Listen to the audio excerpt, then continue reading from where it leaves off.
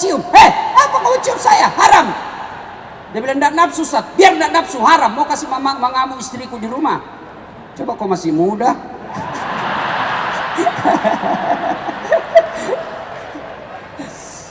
Ibu bapak, saudara-saudara sekalian, adik-adik pemuda hijrah yang insya Allah dimuliakan oleh Allah Subhanahu wa Ta'ala. Allah kabulkan segala permohonanmu. Nah, supaya cepat doa diijabah Allah, maka saya akan sampaikan sebuah kisah yang pernah dituturkan oleh Abdullah bin Umar, yang tak lain adalah anaknya Umar bin Khattab.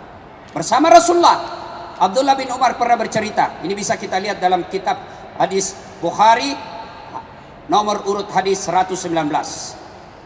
Bercerita Rasulullah, di suatu kesempatan terjadi perjalanan 3 orang pemuda. 3 orang pemuda jalan.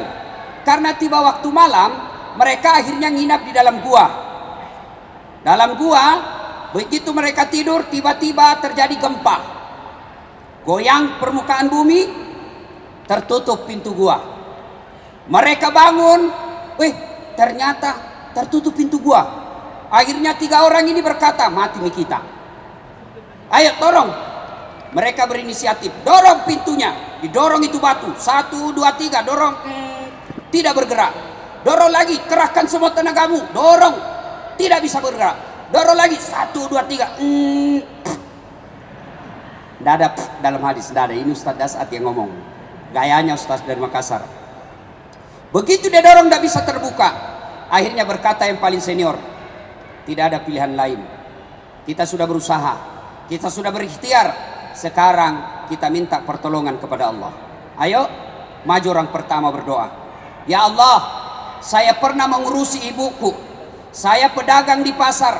Saya sengaja jalan kaki berkilo-kilometer kembali ke rumah di siang hari. Untuk apa? Menyuapi ibuku. Lalu setelah saya tuntun sholat, setelah saya tuntun makan siang, lalu saya bina dan bimbing untuk sholat duhur. Selesai itu saya balik lagi ke pasar. Tiap hari kulakukan itu bertahun-tahun.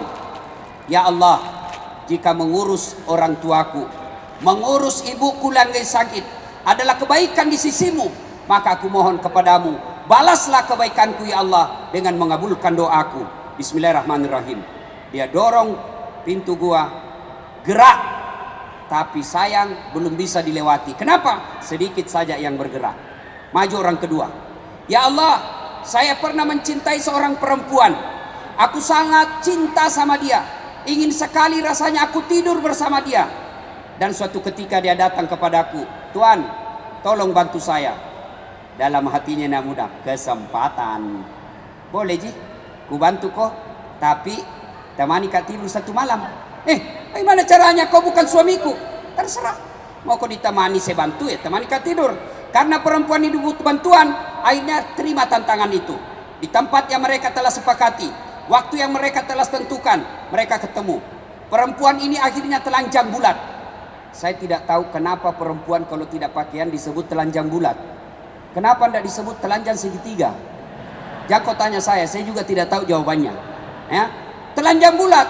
Begitu ini laki-laki mau lompat, tiba-tiba dia melihat rambu lalu lintas, huruf P, silang warna merah.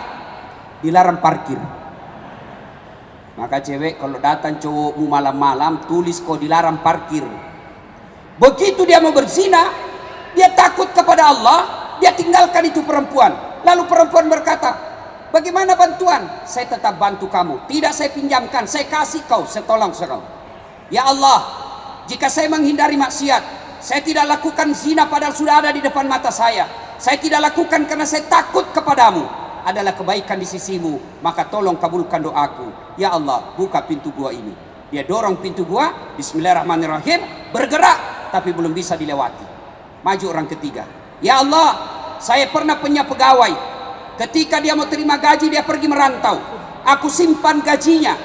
Aku belikan kambing perempuan, kambing betina, hamil, tidak ada suaminya. Kambing hamil, tidak ada suaminya. Kambing yang ketawa, namanya juga kambing. Masa ada kambing akad nikah? Mengundang dengan hormat akad nikah kambing betina yang jadi saksi Irfan Hakim. Masa kambing akad nikah? Nggak mungkin lah. Nah, tapi sekarang banyak juga cewek mau saingan sama kambing. Hamil dari suaminya, beleng-beleng. Nah, dia nikah. Ya Allah, aku belikan 1 ekor kambing, beranak pinak, jadi ratusan ekor. Ketika jumlahnya ratusan ekor, maka datanglah pegawaiku. Dia minta gajinya. Tuan, mana gajiku? Itu kambing yang ada di lapangan ratusan ekor. Maksudnya Tuan, ambil itu. Maksudnya apa? Itu gajimu. Saya ambilkan 1 kambing beranak pinak dan semua itu kau punya. Dia ambil semua ini kambing, semuanya diambil, tidak satu pun dia sisa. Ini juga tidak tahu berterima kasih. Sisa kayak 1 ekor, dia ambil semua. Lalu dia ingat kebaikannya. Ya Allah, jika memelihara amanah adalah kebaikan di sisimu, maka tolong kabulkan doaku ya Allah. Buka pintu ini. Mereka dorong, bismillahirrahmanirrahim. Alhamdulillah terbuka. Alhamdulillah lagi, mereka sudah bisa keluar. Mereka sujud syukur. Setelah itu mereka lanjutkan perjalanan. Nah, ini kisah pernah dikisahkan oleh Rasulullah. Sekarang apa hikmah dari kisah ini? 1, ternyata tidak ada manusia yang tidak ada masalahnya. Saya ulang, hikmah pertama dari kisah ini, tidak satupun manusia yang tidak ada masalahnya. Ini muka-muka penuh masalah saya lihatin semua. Ayo, ada yang berani tunjukkan siapa yang ada masalahnya? Saya kasih hadiah bos. Ayo, angkat tangan. Siapa yang punya masalah? Mana? Apa masalahnya bu? Masalah rumah tangga. 1. Apa lagi? Ini hadiahnya bu. Hadiahnya bu. Sini bu, ambil hadiah. Hadiah. Ayo bu. Ayo bu. Hadiah. Cepat ya bu. Ayo bu. Ayo. Lain rasanya uang ustadz dengan uang artis. Ayo bos. Siapa lagi? Ini cewek. Apa masalahmu cewek? Kerjaan. Kenapa kerjaannya? Cantik betul ini Ahwat. Saya kira masalahnya mau menikah. Ini. Ambil ini deh. Ambil ini berkah ini. Berkah Ramadan. Yuk. Ya. Siapa lagi cowok? Siapa lagi ada masalahnya? Ayo cowok. Apa masalahmu? Ayo, apa masalahmu? Mau dapat jodoh? Ini uang modal pertama. Cepat. Ini masalahmu. Ayo. Yuk, cepat. Waktu terbatas. Saya. Ustadz Irfan Hakim, apa masalahnya? Anak saya sudah banyak, istri cuma 1. Oh, ini namanya takut sama istrinya. Hadiah. Ini berkah Ustaz. Sekarang, ayo bos. Halo. Cok, sudah habis nanti uangku. Bos, weh, lihat dulu. Ini baru kira-kira 2 kali 2 meter, ya 3 kali 3 meter. Sudah 5 orang punya masalah. Ayo, jangankan kita. Ini tadi dalam gua, lebarnya barangkali 3 kali 3 meter, ada masalahnya. Apakah gara-gara dosa orang punya masalah? Apakah gara-gara orang tidak punya dosa tidak masalah? Bukan. Kalau gara-gara dosa orang tidak punya masalah, gara-gara dosa orang punya masalah, maka demi Allah mestinya para nabi dan rasul tidak ada masalahnya. Nabi Muhammad sallallahu alaihi wasallam, manusia mulia, manusia suci, kotor tidak pernah bicara dari mulutnya, akhlaknya mulia, tidak pernah nipu orang, tidak pernah pencitraan. Apa? Selesai sudah. Tidak ada lagi 01, 02. Yang ada sekarang 01 tambah 02, 03, Persatuan Indonesia. Ya. Ayo. Nabi, manusia mulia yang Allah jelaskan dalam hadits qudsi, andai bukan karena engkau Muhammad, saya tidak ciptakan dunia dan isinya. Apa Nabi tidak ada masalahnya? Ayo belajar sejarah Nabi. 6 bulan dalam kandungan wafat bapaknya, yatim. Diambil oleh ibu susunya Halimatus Sa'diyah, usia 4 tahun baru diambil ibunya. 6 tahun Rasulullah pergi ziarah ke makam ayahnya di desa bernama Afwa, meninggal ibunya, usia 6 tahun sudah yatim piatu. Diambil oleh kakeknya Abdul Muttalib, usia 8 tahun meninggal lagi kakeknya, 8 tahun sudah meninggal lagi kakeknya. Diambil oleh pamannya Abu Talib, usia 12 tahun mulai ikut perang, bukan ikut perang agama, tapi perang antar kelompok waktu itu. 16 tahun beliau sudah berdagang. Dagangnya kemana? Bukan dari Tanah Abang ke Cikampek, tapi dagangnya apa? Dari Mekah ke Syam, antar negara. Tidak pakai kereta cepat, tidak pakai pesawat, tapi pakai apa? Onta di tengah padang pasir. Selesai menikah, apa selesai masalahnya? Masalah demi masalah makin datang. Apa? Anak-anak beliau masih belita, masih kecil-kecil anak lelakinya, dilihat di depan matanya, wafat anak-anaknya. Diangkat menjadi nabi. Apa selesai masalahnya? Makin dimusuhi. Dan siapa yang musuhi nabi ketika usia 40 tahun?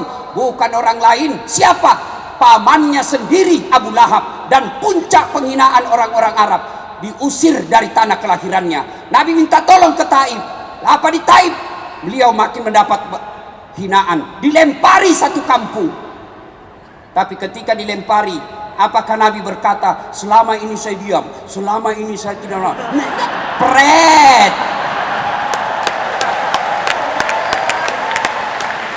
Rasulullah tidak.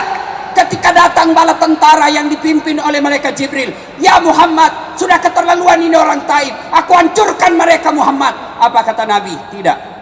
Mereka memperlakukan saya seperti itu karena mereka tidak tahu apa yang aku bawakan. Kalau doaku diterima Allah, maka aku berdoa kepada Allah, ya Allah, rahmati semua orang-orang Taif.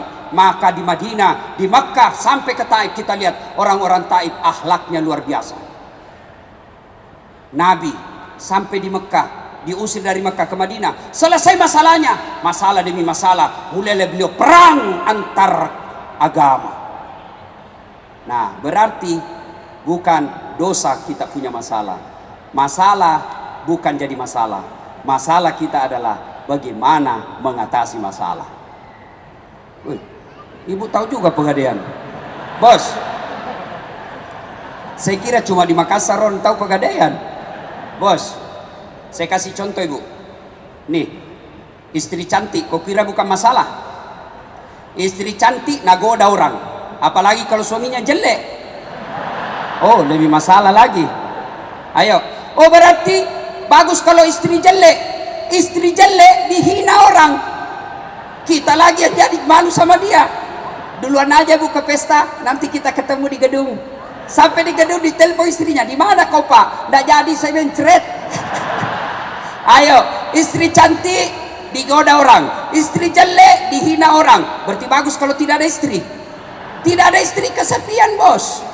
Berarti bagus kalau banyak istri, lebih masalah lagi. Tidak ada orang tidak ada masalahnya. Adik-adik waktu kuliah, apa masalahmu? Mau sarjana.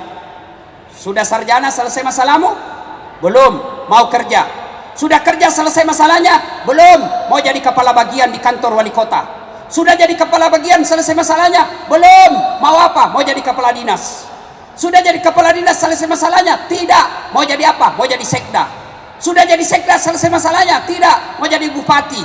Sudah jadi bupati selesai masalahnya? Tidak. Mau 2 periode. Tidak ada orang tidak ada masalahnya. Semua kita punya masalah. Ayo, semua orang punya masalah. Adik-adik, sudah kerja, masalah mau menikah. Selesai masalahnya setelah dilamar, terima? Belum. Apa lagi masalahnya? Uang panai. Kalau rembugi, saya jangan kau coba-coba, kalau tidak cukup kamu 70 juta. Mundur memang mago. Nah, sudah 70 juta, ada duitnya, selesai masalahnya, menentukan hari pernikahan. Sudah selesai pernikahan, selesai masalahnya? Tidak, bayar hutang dari acara. Ayo, selesai bayar hutang, selesai masalahnya? Tidak, mau punya rumah. Sudah punya rumah, selesai masalahnya? Tidak, mau punya anak. Sudah ada anaknya 1, mau 2 pasang. 1 laki, 1 perempuan. Ternyata melahirkan, tetap perempuan. Mau lagi, tambah lagi anak. Sudah punya kerja, punya mobil, punya rumah, punya anak. Selesai masalahnya? Tidak, langsung jelek lagi dilihat istrinya. Mau tambah lagi. Iya toh? Tidak ada orang tidak ada masalahnya. Ini juga cewek cantik. Apa masalahnya? Mau dapat suami yang jadi imam. Tapi banyak cewek sekarang tidak masuk akal update status. Coba deh sedikit-sedikit shopping di Mall Indonesia. Sedikit lagi nonton XX1. 10 menit kemudian OTW kereta tak ada hambatan. Begitu mau tidur update status, semoga dapat suami yang bisa jadi imam dalam hidupku. Pret, gimana kau dapat? Nah, kau selalu di mall. Kalau kau mau dapat imam, kajian Al-Hijrah, itu kau dapat kau imam. Tapi yang hijrah ini Ustaz tidak cakep. Biar tidak cakep, yang penting imannya dong. Yang gagang itu yang tukang tipu biasa. Kenapa? Karena dia gampang dapat cewek. Coba kalau yang jelek, pacarnya cakep, oh dia pelihara baik-baik itu. Kenapa? Dia bilang belum tentu saya dapat lebih hebat dari ini nanti. Nah, sudah. Hikmah, tidak ada orang tidak ada masalah. Maka belajar dari kisah tadi, begitu ada masalahmu, takarruf ilallah, dekatkan diri kepada Allah. Bagaimana caranya? Yuk berdoa. Ada masalah, berdoa. Mahasiswaku di UNAS bilang, alhamdulillah Ustaz, saya selalu berdoa. Oh iya, memang bebas anak sekarang mau pergi kuliah, ya Allah, mudah-mudahan perjalananku lancar sampai kampus. Sampai di kampus berdoa lagi, ya Allah, mudah-mudahan dosen tidak datang. Datang lagi dosennya, doa lagi, ya Allah, mudah-mudahan dosenku cepat keluar. Tapi di mana dia berdoa? Di status. Sibuknya itu Tuhan mau baca Facebookmu. Siapa ajar kau berdoa di Facebook? Siapa ajar kau berdoa di Twitter? Bertengkar sama suaminya, tak kusangka kau begitu. 10 menit kemudian, ya Allah kesepian banget.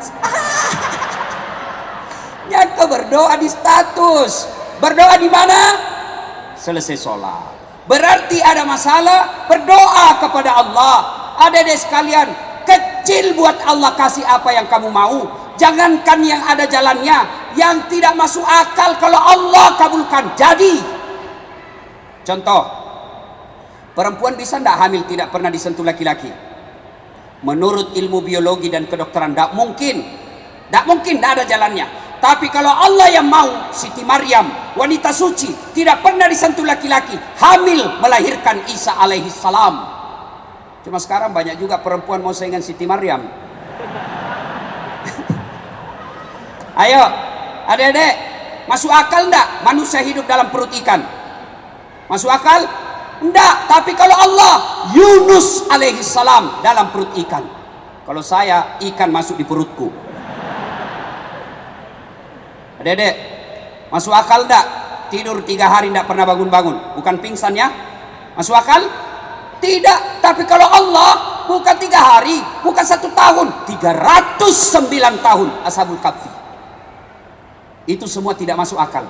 Tapi kalau Allah yang mau, tidak ada yang tidak masuk akal. Maka kecil jadi pegawai, kecil jadi polisi, kecil jadi tentara, kecil jadi profesor. Caranya takarruf ilallah, dekatkan dirimu kepada Allah dengan cara apa? Berdoa. Allah sudah janji, ud'uni astajib lakum, minta kau kepadaku, pasti saya kasih. Itu janji Allah, bukan janji caleg. Woi, kalau caleg Anda bisa dijanji kita surga, dijanjinya juga kita surga. Pilih saya, sama-sama orang Bugis, pilih saya. Telepon saya 24 jam, ini nomor KPK. Begitu terpilih, dia ganti nomor HP-nya. Wah, hancur kita, kau bohongi lagi bos. Inilah rakyat Indonesia paling sabar di dunia Pak. Ditipu, dibohongi, datang dikasih sarung, dipilih lagi. Sudah ditipu kita, dibohongi kita, berdoa lagi. Ya Allah, lindungi pemimpin kami, rahmati pemimpin kami. Kurang apa rakyat Indonesia? Kurang diurus.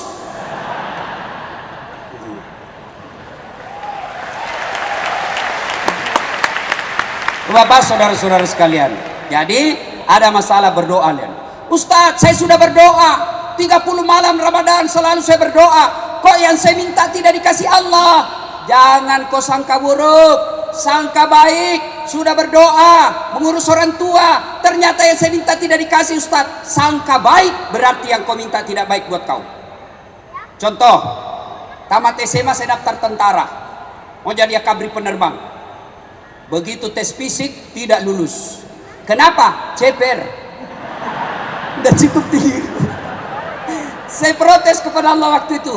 Ya Allah, kenapa kau lahirkan saya dalam keadaan pendek? Kau tidak rugi jadi Tuhan kalau saya jadi tentara? Ternyata temanku lulus polisi.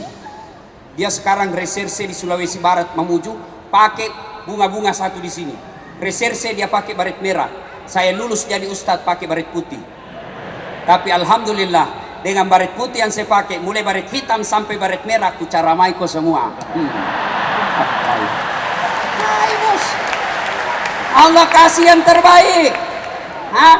Sudah datang melamar baik-baik, sudah kita kasih ini dan lain-lain. Ternyata orang tuanya tidak senang. Sudah, berarti itu bukan terbaik buat kita. Jangan pernah sangka buruk. Sudah gagal jadi tentara, saya daftar fakultas kedokteran.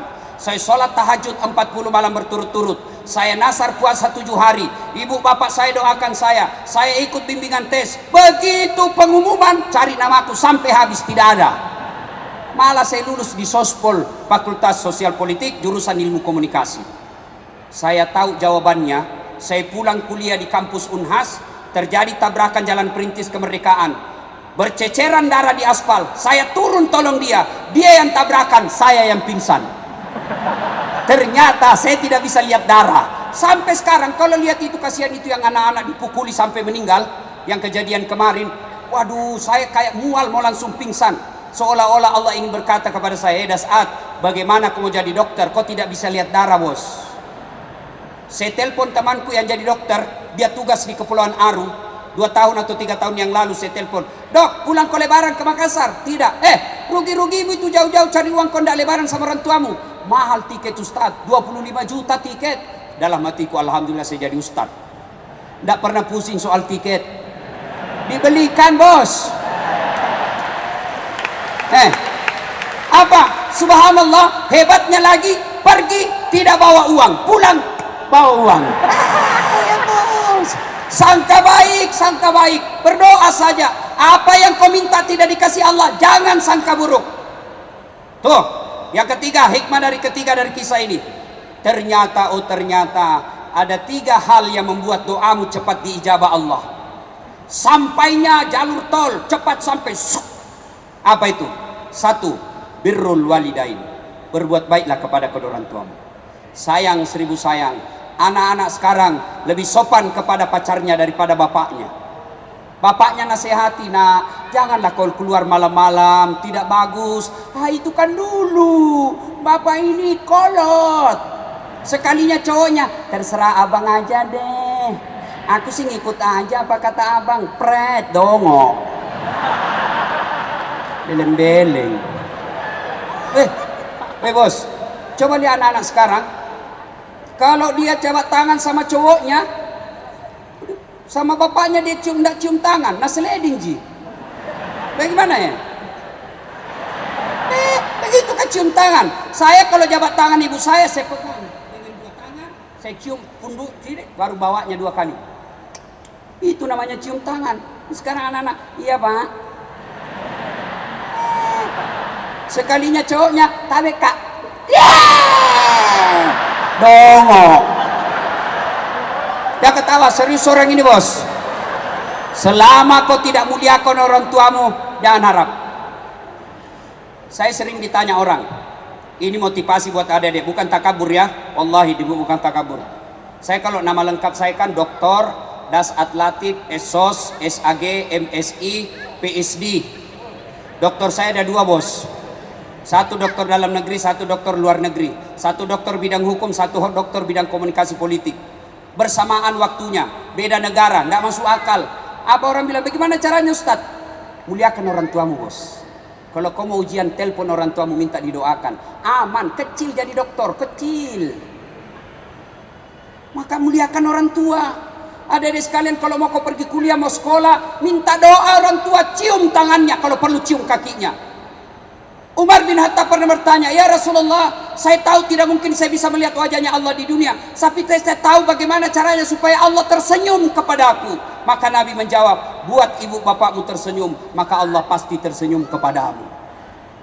Maka ada 3 golongan orang yang tidak diterima ibadah Ramadannya di bulan suci Ramadan. 1, anak yang durhaka kepada orang tuanya.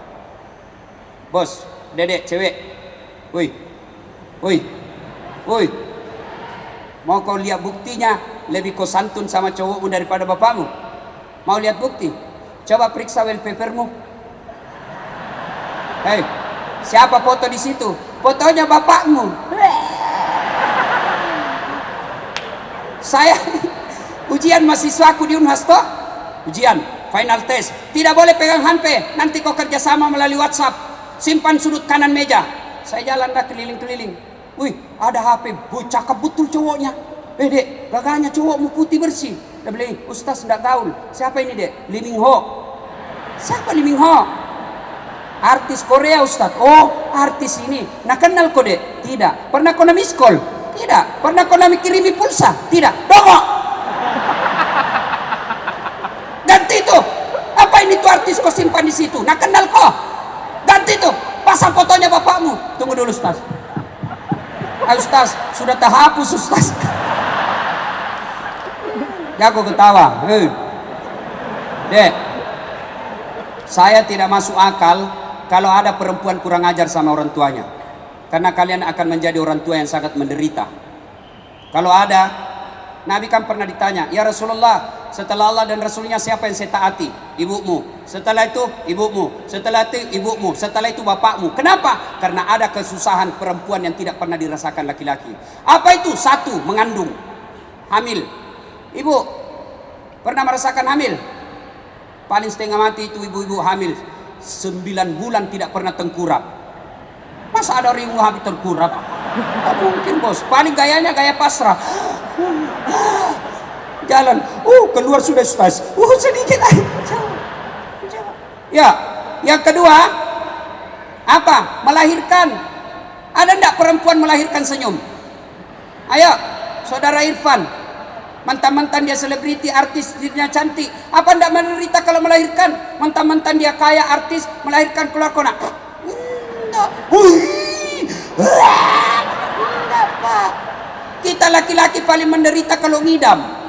Sampai ada yang minta, Ustaz, apa doanya supaya berhenti ngidam? Saya bilang, ngidam apa istrimu Pak? Dia bilang, nanti dia bisa tidur kalau dia lihat saya di atas lemari. Berhenti kok. Makasih bodoh-bodoh kok itu. Jadi kalau istrinya mau tidur jam 9, setengah 9 sudah ada di lemari WhatsApp. Berhenti kau. Jangan juga keterlaluan ibu. Yang ketiga, penderitaan seorang perempuan yang tidak pernah dirasakan laki-laki. Apa itu? Menyusui. Maka adik-adik sekalian, tidak perlu kau kursus kiri kanan kalau mau hidup baik. Tidak perlu kursus bahasa Inggris. Muliakan saja orang tuamu. Ada orang dari kecil bahasa Inggris terus dia dulu. Memangnya kalau kau berdoa meninggal mamamu kau bahasa Inggris? Oh my God, please help me my mother lah. Tidak, paling kau bahasa Bugis juga. Puan tatuluk kak kesi. Ayo, ya, birrul walidain, muliakan orang tua. Ada yang curhat sama saya, terutama yang curhat di Instagram. Dia maki-maki bapaknya, langsung saya tegur. Jangan kau maki-maki bapakmu di ruang publik. Kau DM ke saya, jangan kau kasih baca semua orang. Orang tuaku tidak pernah ngurus saya Ustaz. Kakek dan nenekku yang besarkan saya. Sekarang saya sudah kerja, baik penghasilan saya. Datang ibu bapakku ke rumah. Saya tidak tega orang tua saya karena dia tidak urus saya. Tidak ada artinya semua kerjaanmu ditambing darah dan dagingnya bapakmu yang mengalir di badanmu. Berhenti kau bicara kotor. Demi Allah, Ibrahim alaihissalam pernah mau ribut sama bapaknya karena bapaknya asarnya berhala. Mau ribut sama bapaknya. Allah tegur, Ibrahim sadar kok, itu bapakmu, tapi dia nyembah berhala ya Allah. Bagaimanapun dia bapakmu, kau yang keluar, kau mengalah, jangan kau ribut sama bapakmu. Adik-adik, kalau mau selamat bos, mau sukses usahamu, mau sukses pekerjaanmu, birrul walidain. Yang kedua, hindari maksiat. Maksiat bagi kita ini pacaran. Jangan mau pacar-pacaran. Ada lagi bilang, Ustaz, pacaran syar'i. Mana ada pacaran syar'i? Nah bilang, Ustaz, satu di Sumatera, satu di Jakarta. Jadi bagaimana kau pacaran? Video call. Itulah video call berzina. Pertama dia bilang, ya pakai headset ya. Ya coba-coba kasih keluar lidahmu. Ya kasih turun di lehermu sedikit deh. Ya buka kancingnya satu. Jangan bos pacar-pacaran. Saya istri saya ketemu ibunya dalam pengajian. Hari Ahad saya ketemu, Jumat saya lamar. Dia bilang istrinya, mamanya, lihat dulu fotonya Ustaz. Tidak perlu. Lihat dulu paling tidak fotonya. Tidak perlu. Nanti Ustaz tidak suka. Tidak. Karena saya lihat fotonya bapaknya gagah, mamanya cantik. Tidak mungkin jauh-jauh dari sini. Pepatah mengatakan buah jatuh tidak jauh dari pohonnya, kecuali yang dibawa kelelawar. Jauh itu. Alhamdulillah, tidak pernah kenalan, tidak pernah ta'arufan, tidak pernah lihat fotonya, tapi begitu ketemu, Masya Allah, wanita tercantik di dunia. Hafal Quran lagi. Itu pacaran adindaku sayang, gunung kan kudaki, lautan ku seberangi, masjid kau lewati. Sudahlah, itu pacaran membuat pintu masuknya mesum, tinggalkan. Tidak usah. Saya sudah hijrah Ustaz. Oh, hati-hati pemuda hijrah.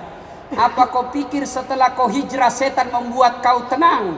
Tidak, setan makin menggodamu. Ingat kisahnya Ibrahim AS. Ketika dia mau sembelih anaknya, datang setan. Ibrahim, jangan kau potong bapak anakmu. Keterlaluan kau. Ibrahim ambil batu, lempar, pergi kau. Bah! Lari setan. Apa dia tidak kembali? Dilempar, sampai Bekasi, balik lagi. Digodanya istrinya lagi digoda. Hajar, kau tahu enggak mau dibawa kemana itu anakmu? Mau dibawa rekreasi. Bodoh kau Hajar, dia mau potong itu anaknya. Jangan sembarang, mana ada orang tua potong anaknya? Katanya perintah Tuhannya. Apa kata Siti Hajar? Kalau ini perintah Tuhannya, jangankan anakku, saya pun siap dipotong. Dia ambil batu ishafia, pergi kau, lempar lagi. Kena kepalanya, sampai di Cilincing, balik lagi. Tempah. Gagal suami, gagal istri, dia datang ke anaknya. Il. Apa Mas Bro? Kau tahu mau dibawa kemana kau bapakmu? Saya tahu, saya mau dipotong. Dongo. Masa mau kau dipotong? Jangan banyak bicara di situ. Lempar, kena matanya. Itulah simbol melempar 3 jumroh ketika kita haji. 3 kali. Kenapa? Setan tidak pernah berhenti sebelum kalian berhasil digodanya. Ketika kalian hijrah, setan makin datang, dan pintu masuknya bagi mereka yang hijrah sombong, meremehkan orang yang belum hijrah, merasalah dia paling benar, baru belajar Islam 2 minggu, itu pun melalui YouTube, Instagram, baru 2 menit habis kuotanya, semua salah, semua hanya dia yang benar. Bahkan saya di Facebook dimaki-maki, ini Ustaz Dasar cerita-cerita sunnah, kenapa kau tidak pelihara sunnah? Saya bilang, bagaimana kau tuduh saya tidak pelihara sunnah? Kenapa kau tidak pelihara jenggot? Saya bilang, mau dia apa kalau tidak mau tumbuh? Gara-gara jenggot dia ribut sama saya. Jangan. Pemuda hijrah, pintu masuknya itu kesombongan. Adik-adik sekalian, saya senang betul melihat kalian semua. Hijrah itu tidak sekedar memakai kata akhi. Hijrah itu tidak sekedar afwan. Hijrah itu tidak sekedar jingkrang celananya. Hijrah itu tidak sekedar jazakallah khair. Hijrah itu adalah menapikan sifat-sifat kesombongan. Karena itulah bisa masuknya setan di antara kalian. Sombong. Dan sombong itu ada 4 penyebabnya. 1, bertambahnya harta. 2, bertambahnya pangkat. 3, bertambahnya ilmu. 4, bertambahnya ibadah. Maka kalau ini yang dimiliki anak-anak, biasa sombong. Adakah ustadz sombong? Banyak. Ada ustadz sombong? Banyak. Di SMS tidak dibalas, di WhatsApp tidak dibalas. Kalau saya, insya Allah saya balas Pak. Meskipun kadang-kala 2 minggu baru. Kan bertumpuk. Jangan sangka buruk Ibu. Bertumpuk bos. Ya. Nah Bapak saudara-saudara sekalian. Yang ketiga, untuk cepat segera doa dikabulkan. Birrul walidain. Yang kedua, hindari maksiat. Yang ketiga, pelihara amanah. Apa amanah yang Allah berikan kepada kalian? Macam-macam. Ya. Saudara kita Irfan Hakim, apa amanahnya? Allah kasih selebriti. Kemana-mana orang mau foto-foto. Cakep. Itu amanah. Apabila Anda salah gunakan amanah yang Allah berikan, maka tunggu. Inna azabi lazadid. Allah pasti kau kasih azab kau. Apa amanah adik-adik yang cerdas? Ilmunya hebat, itu amanah dari Allah. Manfaatkan untuk agama. Adik-adik ahwat yang cantik-cantik, itu amanah dari Allah. Wajahmu yang cantik, suaramu yang merdu, itu amanah dari Allah. Jangan kau manfaatkan suaramu untuk menggoda laki-laki. Ditelepon, assalamualaikum, waalaikumsalam. Bagaimana laki-laki tidak bernafsu? Di mana Dek? Di rumah aja. Coba kalau kau jawab, waalaikumsalam. Di mana? Di rumah. tanya, berhenti itu bernafsu sama kau. Ya, nah saudara-saudara sekalian, dan pada akhirnya 3 hal ini Anda lakukan. Ada masalah, maka lakukan, berbuat baik sama orang tua, hindari maksiat, jalankan amanah dengan sebaik-baiknya, maka Allah janjikan, ud'uni astajib lakum. Berdoa kau kepadaku, pasti saya kabulkan. Ini saja.